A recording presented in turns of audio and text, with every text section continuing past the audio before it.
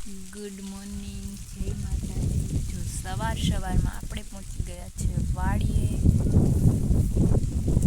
માંડવી ભેગી કરવા, પણ ટ્રેક્ટર આવ્યું નથી. ટ્રેક્ટરની વાટ જોઈએ છે. ટ્રેક્ટર આવે ત્યાં સુધી આરામથી અહીંયા બેઠા છે સાંયે મસ્ત. પછી આવે પછી ધીમે ધીમે ભેગી કરશું, ત્યાં સિવાય અહીંયા બેસીએ. બાકી તો કાંઈ કામ હોય નહીં, ટ્રેક્ટર હાલે પછી ભેગી કરવાની છે. ઘરેથી બધું કામ કરી અને પહોંચી ગયા વાડીએ. તેજુબેન છે ઘરે.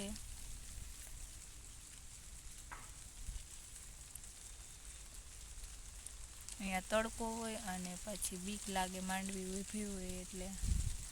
પછી આવશે વીણવાને એવું હશે ને ત્યારે. અત્યારે તો ઘરે જ હોય ને, તડકો ને ઝાર બહુ હોય ને તો ખોટી ભૂરકાઈ જાય.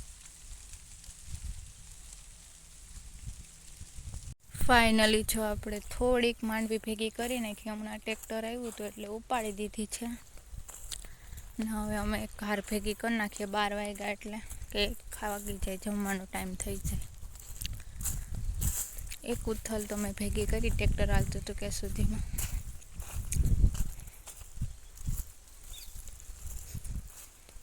એટલી રપલાવી છે, કંઈ દેખાતું જ નથી હાર્યું કે કાંઈ. એટલી મોટી મોટી માંડવી હોય હતી.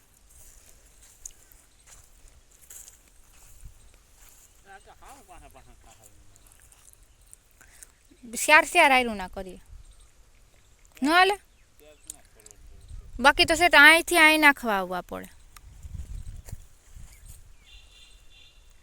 પેલા પાસે થાય, બાકી છે પાછી માં લઈને અહીંયા આવવું પડે. તૈન છે પણ આમાં વિખાઈ ગયું બધું. જો તૈન ઓલા છે. હે એક આયર તો ઊભી રહી ગઈ, આમાં કંઈ મેળ જ નથી આવતો. જો ધીમે ધીમે ભેગી કરવા મને.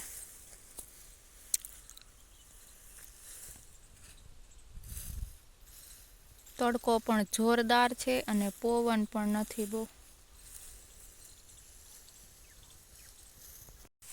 હવે આપણે ધીમે ધીમે સામે જાય છે સોડા લેવા, બીજા ખેતરમાં. અહીંયા ભેગી કરતા હતા એટલે સોડા લેવા તો જવું જ પડે. ફોન આવ્યો કે સોડા લઈ જાઓ. ફાઇનલી જો આપણે સોડાનો જબલો લઈ અને આવી ગયા છે. છેટવા ગયા હતા ચાલીને. જો ઓલા લોકો બેઠા, અમને દેખા હે નહીં. ત્યાં ગયા હતા, ત્યાંથી સોડા લેવા ગયા હતા. ફોન આવ્યો હતો એટલે.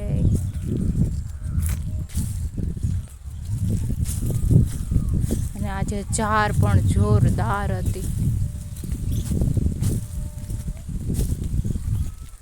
જો ભેગી થઈ ગઈ છે. અમારે જેટલું હાલ્યું હતું એટલું ટ્રેક્ટર એટલું ભેગી થઈ ગઈ છે. હવે ટ્રેક્ટરની વાટ જોઈએ, આવે તો થાય. ત્યાં સુધી તો બેસવાનું સવારની છે. એમ સવારે પણ 2 કલાક તો બેઠા, પછી ટ્રેક્ટર આવ્યું. અરા ઢેફામાં દડતા જાય. અને આ તુવેર છે, કેટલી મસ્ત છે. જો અમુક ડારખા છે ને ટ્રેક્ટર નળી ગયું હતી, ભાંગી ગયા હતી, સુકાઈ ગયા. અમારી તો છે નહીં, બાજુમાં છે. હું તમારા હાટું ગામમાં સોડા લેવા ગઈ હતી. આલ્યો, ગામમાં સોડા લેવા ગઈ હતી ગાડી લઈને સ્પેશિયલ.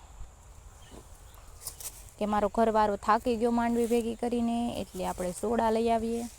તમે તો ન ગયા, પણ મારે જવું પડ્યું ગામમાં. નહીં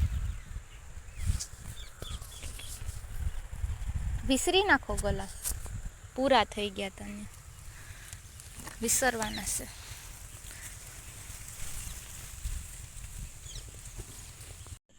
એટલે બધા ચોડા પીવા, ઠંડી ઠંડી સોડા.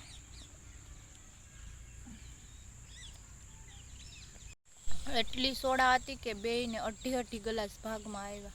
ત્યારે માંડ પૂરી થઈ. બાજુવાળા ત્યાંથી લઈ આવી ઉસી.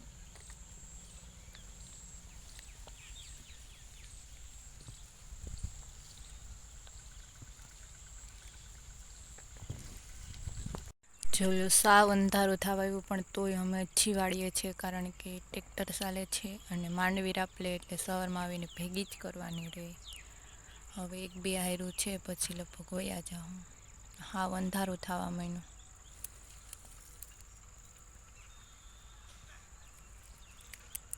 ને નારિયેળિયું કેટલું સરસ લાગે છે.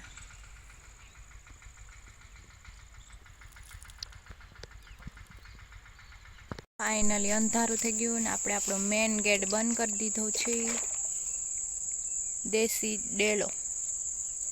અને હવે જાય છે ઘેરે. મેન ગેટ બંધ કરવો પડે, નકર ગામનો રાજા અહીંયા ગરી જાય તો અમારું ખાઈ જાય.